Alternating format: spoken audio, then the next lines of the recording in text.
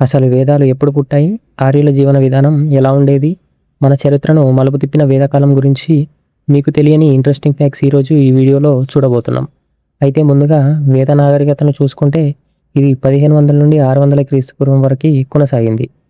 ఇది ప్రధానంగా 2 భాగాలుగా విభజించినప్పుడు మొదటిగా వచ్చిన తొలివేద కాలం క్రీస్తు పూర్వం 1500 నుండి 1000 సంవత్సరాల వరకు కొనసాగితే, రెండవదైన మలివేద కాలం క్రీస్తు పూర్వం 1000 నుండి 600 వరకు కొనసాగింది. ఈ వేదకాలం యొక్క పరిచయానికి వస్తే సింధు నాగరికతను చూసుకుంటే అక్కడ నగరాలు, పట్టణాలు మనం చూడవచ్చు. కానీ వేదకాలంలో వచ్చేసరికి ఇక్కడ మనకి గ్రామాలు కనిపించడం మొదలుపెట్టాయి. ఆర్యులు ఈ యుగాన్ని ప్రారంభించారని పురాణాలు చెప్తున్నాయి. ఈ యుగాన్ని ప్రారంభించిన వారు మధ్య ఏషియా నుండి వచ్చారని మ్యాక్స్ ముల్లర్ చెప్పారు. ఇలా వచ్చిన వారు సప్తసింధు అంటే 7 నదులు ఉన్న ప్రదేశం వద్ద స్థిరపడడం జరిగింది. ఇప్పుడు వేదకాలంలో వేదాల గురించి చూస్తే వేద అనే పదం విత్ అనే పదాన్ని సూచిస్తుంది. దీనికి అర్థం జ్ఞానం. మొదటిదైన ఋగ్వేదాన్ని చూసుకుంటే ప్రపంచంలోనే అత్యంత పురాతనమైన మత గ్రంథం ఇదే. ఇందులో 10 మండలాలు మరియు 1028 సూక్తులు ఉన్నాయి. అదే కాకుండా గాయత్రి మంత్రం 3వ మండలంలో ఉండడం జరిగింది. ఇక రెండవదైన ఋగ్వేదం గురించి చూసుకుంటే యజ్ఞాలు ఎలా వివరించాలో వివరించే వేదం ఇదే. ఇందులో 2 భాగాలు ఉన్నాయి, శుక్ల యజుర్వేదం మరియు కృష్ణ యజుర్వేదం. ఇక మూడవదైన సామవేదం గురించి చూసుకుంటే ఇందులో మనకి భారతీయ సంగీత మూలాలు మరియు మంత్రాలు కనిపించడం జరుగుతుంది.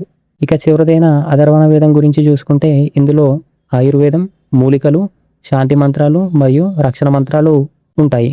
ఇంకో విషయం, మన జాతీయ నినాదమైన సత్యమేవ జయతే మండగ ఉపనిషత్ నుండి తీసుకోబడింది. మూడవదైన సామాజిక మరియు రాజకీయ జీవనం గురించి చూసుకుంటే మొదటిగా తొలివేద కాలం. ఈ కాలంలో రాజులు ఉండేవారు, కానీ వాళ్ళు ఒక తెగకు నాయకులుగా మాత్రమే ఉండేవారు, పాలకులుగా కాదు. ఏదైనా సభ మరియు సమితి మాత్రమే చూసుకునేది. మహిళల స్థితిగతులను చూసుకుంటే మహిళలకు ఉన్నత స్థానం ఉండేది.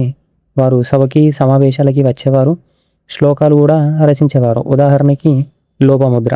వర్ణ వ్యవస్థను చూసుకుంటే ఇది వృత్తి ఆధారంగా ఉండేది. అంటే చదువు చెప్పేవాడు బ్రాహ్మణుడు అయితే యుద్ధం చేసేవాడు క్షత్రియుడు, అలా ఉండేది. వృత్తిని మార్చుకునే అవకాశం కూడా ఉండేది. ఇక మలివేద కాలాన్ని చూసుకుంటే వర్ణ వ్యవస్థ పూర్తిగా పుట్టుక ఆధారంగా మారిపోయింది.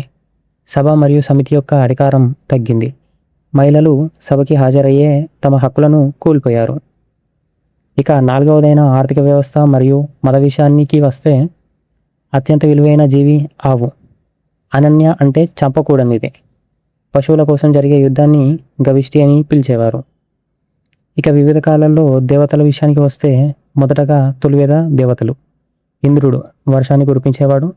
పురంధర కోటలను ధ్వంసం చేసేవాడు. అగ్ని నిప్పుదేవుడు. మలివేద దేవతలు ఇంద్రుడు మరియు అగ్ని స్థానాల్లో ప్రజాపతి అంటే సృష్టికర్త, విష్ణు రక్షకుడు, రుద్రుడు ధ్వంసం చేసేవాడు లేదా లయకారుడు వచ్చారు. ఇక ఇంపార్టెంట్ పాయింట్స్ విషయానికి వస్తే మొదటగా బలి. మొదట్లో ప్రజలు రాజుకి తను చేసిన పనికి గాను కానుకలు ఇచ్చేవారు. ఇది రాను రాను ఖచ్చితంగా ఇవ్వాల్సిన పన్నుగా మారింది. ఆయాస్. ఆయాస్ అంటే రాగి మరియు కంచు. శ్యామ ఆయాస్ అంటే ఇనుము. దశరాజ యుద్ధం.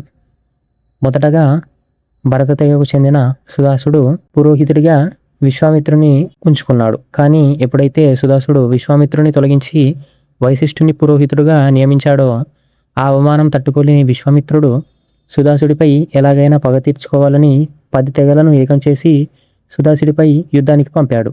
ఈ యుద్ధం రవి నది ఒడ్డున జరిగింది.